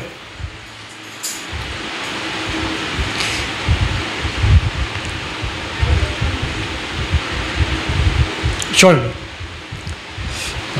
24వ వచనం చదవండి ఒకసారి. ఎలాగనగా దేమేత్రి ఒక కంసాలి అర్తమీదేవికి వెండి గుళ్ళను చేయించుట వలన ఆ పని వారికి మిగుల లాభము కలిగజేయుచున్నది. అర్థమైందా? ఎందుకు దేవుని సువార్తకి అడ్డంగా వచ్చేసి దేవుని సువార్త ప్రకటించబడడానికి వీల్లేదు, క్రైస్తవులారా మీరు పాంప్లెట్స్ పంచడానికి వీల్లేదు, మీరు వీధుల్లో సువార్త చేయడానికి వీల్లేదు, మీరు మతం మార్చేస్తున్నారు అని ఎందుకు అంటున్నారో తెలుసా? వాడికి ఆ దేవత మీద ప్రేమ కాదు, వాడి వ్యాపారం ఎక్కడ నష్టాల్లోకి వెళ్ళిపోతుందని కంగారడికి. అర్థమైందా? నేను చెప్పిన మాట అర్థమైందా? అక్కడ ఏమని ఉంది? ఆ విగ్రహము తయారు చేయకపోతే ఒకవేళ పౌలు వచ్చి ఇది నిజమైన దేవుడని కాదని చెప్పి ఆపేస్తే, ప్రజలందరూ ఒకవేళ ఆ దేవతను ఆపేస్తే ఈ విగ్రహాలు ఎవడు కొంటాడు? ఈ విగ్రహాలు ఎవడు పూజ చేస్తాడు? ఆడి బాధ అది. వాడు నమ్మిన సిద్ధాంతం మీద, వాడు నమ్మిన విశ్వాసం మీద ప్రేమ కాదు, ఆ విగ్రహాలు ఎక్కడా అమ్ముడవో అని భయం. ఈరోజు చాలామంది క్రైస్తవులు సువార్త చేస్తుంటే అడ్డగిస్తున్నారు, క్రైస్తవులు సువార్తను ప్రకటిస్తుంటే చావగొడుతున్నారు, దేవుడి మందిరాలు పడగొట్టేస్తున్నారు, క్రైస్తవ కుటుంబాలను నాశనం చేస్తున్నారు, సువార్త చెప్తుంటే ఆపేస్తున్నారు. ఎందుకో తెలుసా? ప్రేమతో కాదండి, వాళ్ళు దేవుడి మీద ప్రేమతో కాదు. ఎక్కడ నిజమైన దేవుణ్ణి ప్రజలందరూ తెలుసుకొని ఈ వ్యర్థమైన వాటిని వదిలేస్తే మాకు డబ్బులు ఎక్కడ పోతాయో అని పబ్లిక్లో చెప్తున్నా, రికార్డ్ అవుతుంది, చూస్తారు ప్రపంచం అంతా చెప్తున్నా. ఎక్కడ యేసుక్రీస్తు నిజమైన దేవుడని తెలిస్తే తమ వ్యాపార లాభాలు పోతాయని జనం ఈరోజు క్రైస్తవులు సువార్త ప్రకటించబడకుండా చేస్తున్నారు. దేవుని మందిరాన్ని కూల్చేస్తున్నారు. ఎందుకంటే వారు నమ్ముకున్నవి అబద్ధమని వారికి తెలుసు. దానివల్ల యేసుక్రీస్తుని సువార్త ప్రకటించడం వల్ల ఏం పర్లేదు, ఏమి కాదు అన్నవాడు ఏం చేస్తాడు చెప్పండి? సాధారణంగా ఇప్పుడు చూడండి, మనమే ఉన్నామండి. మన హిందూ ఈ భారతదేశ సాంప్రదాయ ప్రకారము చాలా పండుగలు అవుతూ ఉంటాయి. ఏం చేస్తూ ఉంటారు? తిరుగుతూ ఉంటారు, మైక్ సెట్లు పెడుతుంటారు. మనం ఎప్పుడైనా ఏమైనా అపోజ్ చేసాం? ఎవరినైనా చేసామా? ఎవరైనా అపోజ్ చేసాం? ఎందుకు ఆడుతున్నావు సౌండ్ బాక్స్లో, ఎందుకు తిరుగుతున్నారు, ఎందుకు అడుక్కుంటున్నారు? ఎప్పుడైనా అన్నావా? అనం. ఎందుకంటే మనకి సత్యం తెలుసు. ఏ సత్యం? ఇవన్నీ ఒట్టి విగ్రహాలే, దీనివల్ల ఉపయోగం లేదు. ఉన్న సజీవుడైన దేవుడు, నిజమైన దేవుడు, రక్షణనిచ్చే దేవుడు, ఏకైక దేవుడు ఎవరైనా ఉన్నారంటే అది ప్రభు అయినా యేసుక్రీస్తు వారు మాత్రమే. దేవుడికి స్తోత్రం. ఆ సత్యం మనకు తెలుసు కాబట్టి మనం పెద్ద పట్టించుకో. ఇప్పుడు మిగతా వాళ్ళు ఎందుకు కంగారు పడిపోతున్నారు? అందరూ వినాలి, అద్భుతమైన విషయం తెలుసుకోబోతున్నారు. ఎందుకు మిగతా వాళ్ళు కంగారు పడిపోతున్నారు? ఎందుకు సువార్త ఆపేస్తున్నారు? ఎందుకు చర్చలు కూల్చేస్తున్నారు? ఎందుకు సేవకులు కొట్టేస్తున్నారు? అంటే వాళ్ళకి అర్థమైపోయింది. ఏం అర్థమైపోయింది? వీళ్ళు ప్రకటిస్తున్న దేవుడు నిజమైన వాడు, ఈయన తప్ప వేరే దేవుడు లేడు. ఇప్పుడు ఈయన కనుక మనము ఈ పనులు కనుక చేయనిస్తే మన లాభాలు పోతాయి. అందుకే ఈరోజు క్రైస్తవుల మీద వ్యతిరేకంగా వస్తున్నారు, క్రైస్తవుల్ని కొడుతున్నారు. అయినా సరే క్రైస్తవులు ఎక్కడా కూడా తగ్గడం లేదు. ఎందుకంటే నిజమైన దేవుని పక్షాన్ని నిలబడ్డారండి. ఎందుకు భయపడాలి? ఎందుకు దిగులు పడాలి? పడవలసిన అవసరం లేనే లేదు. అయితే ఈ అర్తమీదేవి ఆరాధించేవారు ఏ దేవత అంటారు తెలుసా? ఈ దేవతని వేట దేవత అంటారు. మీరు ఎప్పుడైనా బొమ్మలు చూస్తారో లేదో, కొన్ని ఫొటోస్ ఉంటాయి. ఒక బాణము, బో అండ్ యారో పట్టుకొని ఉంటుంది. చూసారు ఎప్పుడైనా? ఒక స్త్రీ బో అండ్ యారో పట్టుకొని ఒక బొమ్మలు ఉంటాయి. అదే అర్తమీదేవి. రోమా సామ్రాజ్యంలో one of the famous goddess ఈమె, ఈ అర్తమీదేవి. రోమా సామ్రాజ్యం అంతా కూడా ఆచరించేవారు. అయితే ఎప్పుడైతే పౌలు సువార్తను ప్రకటించారో ఈ దేమేత్రియు ఏం చేశాడంటే వ్యతిరేకంగా నిలబడ్డాడు. ఆ తర్వాత చాలా జరిగాయి పౌలు మీదకి. అలాగే గాయకు, అరిస్తర్కుకు, అలాగే చుట్టూ ఉన్న వారికి చాలా హాని చేశారు. ఎన్నో కార్యాలు జరిగాయి. అయినా సరే పౌలు ఎక్కడా కూడా తన సువార్తను ఆపలేదు. దానికి ప్రతిఫలం ఏంటో తెలుసా? నష్టం కలిగిన, చావగొట్టిన, చెరసాలలో వేసిన, దొంగిలించిన పౌలుని, తన సేవని, తన సువార్తని ఆపరించక ప్రయత్నం చేసిన పౌలు ఎక్కడ కూడా సువార్తను ఆపలేదు, ఎక్కడ భయపడలేదు దేవుని విషయంలో. దానికి ప్రతిఫలం ఏంటో తెలుసా అండి? ఒకసారి చదవండి. 3వ యోహాను పత్రిక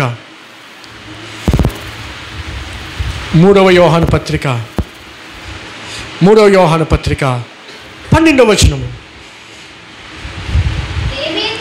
దేమేత్రియు అందరి వలన సత్యము వలనను మంచి సాక్ష్యము పొందినవాడు, మేము కూడా అతనికి సాక్ష్యం ఇచ్చుచున్నాము, మా సాక్ష్యము సత్యమైనదని నీ వెలుగొదవు. దేవునికి స్తోత్రము. హల్లెలూయా. ఈ దేమేత్రియు ఎవరు? దేవుని సేవకులు వస్తే అడ్డగించి ఆటంకపరిచి దేవుని సేవ జరగకుండా చేసిన వ్యక్తి, ఒక విగ్రహారాధికుడు ఈ యొక్క దేమేత్రియు. కానీ పౌలు చెప్పిన సువార్త ఆషామాషి సువార్త కాదు. పౌలు చెప్తుంటే సువార్త టాట ఒలిచేసేవాడు అంతే. ఎవడు ఏమనుకున్నా పర్లేదు, ఆ నిజమైన దేవుడు తెలుసుకోకపోతే నశించిపోతారని చెప్పి ఎక్కడ రాసి పర్లేదు సేవ విషయంలో. ఆ సేవకు ప్రతిఫలం ఏంటో తెలుసా? ఏ వ్యక్తి అయితే ఆటంకంగా ఉన్న ఆ దేమేత్రియు దేవుని సేవకు ఆ పౌలు చెప్పిన సువార్త విని విని విని నిజమైన దేవుడు యేసుప్రభు అని నమ్మేసి, యేసుప్రభు నిజమైన దేవుడు అని తన హృదయంలో విశ్వసించి యోహాను పత్రిక రాస్తున్నప్పుడు ఆ దేమేత్రియు కోసం రాసేసారండి. ఏమని రాశారు తెలుసా? దేమేత్రియు మంచివాడు, మంచి సాక్ష్యము కలిగిన వాడు, సత్యమే చెప్పేవాడు, అతను మాకు కూడా సహకరిస్తున్నాడు దేవుని సేవలో. ఎవరి దేమేత్రియు? దేవుడికి వ్యతిరేకంగా ఉన్నవాడు. దేవుడు తన సువార్త ద్వారా ఈ దేమేత్రిని దేవుడు ఎలా మార్చేశాడు? ఒక గొప్ప సాక్షిగా దేవుడు మార్చేశాడు. దేవుడికి స్తోత్రం. హల్లెలూయా. ఒక వ్యక్తి ఏమో దేవుడు నిర్జీవమైన స్థితిలో ఉంచేస్తాడు లోతు భార్యను. మరొక వ్యక్తినేమో హామాను కీడు చేయడానికి పరుగులు తీస్తే అదే కీడు హామాను మీదకి దేవుడు తీసుకొచ్చాడు.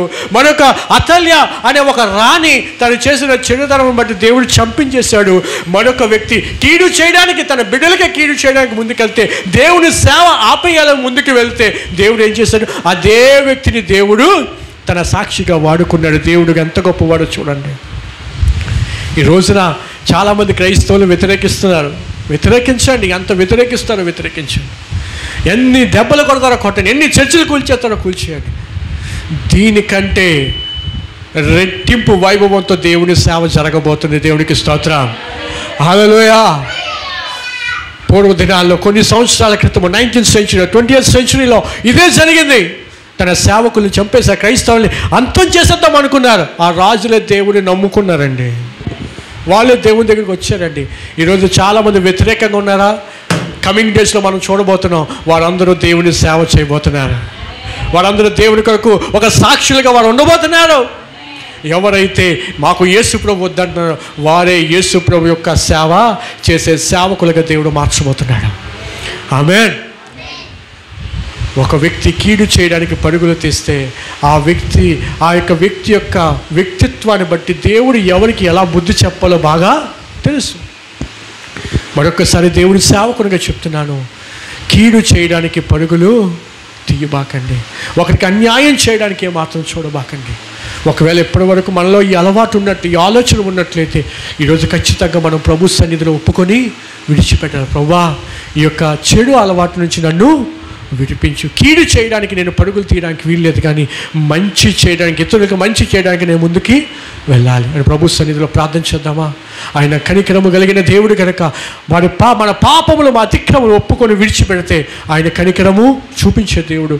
కాబట్టి ప్రభు సన్నిధిలో ఒప్పుకుందామా? ప్రభా, నా పాపములు క్షమించండి. నేను ఒకవేళ ఎంతవరకు నాయన నేను కీడు చేయడానికే ముందుకి పరుగులు తీస్తున్నట్లయితే ఈ రోజు నుంచి నేను కీడు చేయడానికి వీల్లేదు నాయన. నేను మేలు చేసే వ్యక్తిగానే ఉండాలని ఆశపడుతున్నాను. ఇతరులకి మేలు చేసే వ్యక్తిగానే నేను ఉండాలని కోరుకుంటున్నాను ప్రభా. ఒకవేళ నాలో ఈ ఆలోచన ఉన్నట్లయితే వాటి నుంచి నన్ను విడిపించవా తండ్రి అని ప్రభు సన్నిధిలో ప్రార్థన చేద్దామా? నిన్ను శుద్ధినిగా చేయడానికి, నిన్ను పరిశుద్ధినిగా మార్చడానికి క్రీస్తు కలువరి శిలువలో 2000 సంవత్సరాల క్రితము ఆయన రక్తమును కాచి ప్రాణం పెట్టాడు నిన్ను విడిపించడానికి. ఈరోజు దేవుడు నీకు ఒక అవకాశం ఇచ్చాడు. ఈరోజు అందుకే దేవుడు నిన్ను ఈరోజు ఆయన సన్నిధికి తీసుకొని వచ్చాడు. నా ప్రియ కుమారుడు, నా ప్రియ కుమార్తె, నువ్వు మారాలి, ఆయన స్వరూపంలోకి నువ్వు చేర్చబడాలి అని దేవుడు ఆశపడుతున్నాడు. ప్రార్థన చేద్దామా? విత్తబడిన మనం ఆ హృదయంలో ఫలించాలని ప్రార్థన చేద్దాం. మనం అందరం కూడా బల కార్యక్రమంలోకి వెళ్ళబోతున్నాం. క్రీస్తు శరీరాన్ని, ఆయన రక్తమును మనం పానం చేయబోతున్నాం. ప్రభు సన్నిధిలో వేడుకుందామా? యోగ్యులుగా మనం అందులో చేయవేయుటకు దేవుడు మనకి కృప చూపించాలని ప్రభు సన్నిధిలో మనం అందరం కూడా ప్రార్థన చేస్తూ ఉంటుండగా మనం బల కార్యక్రమంలోకి వెళ్దాం.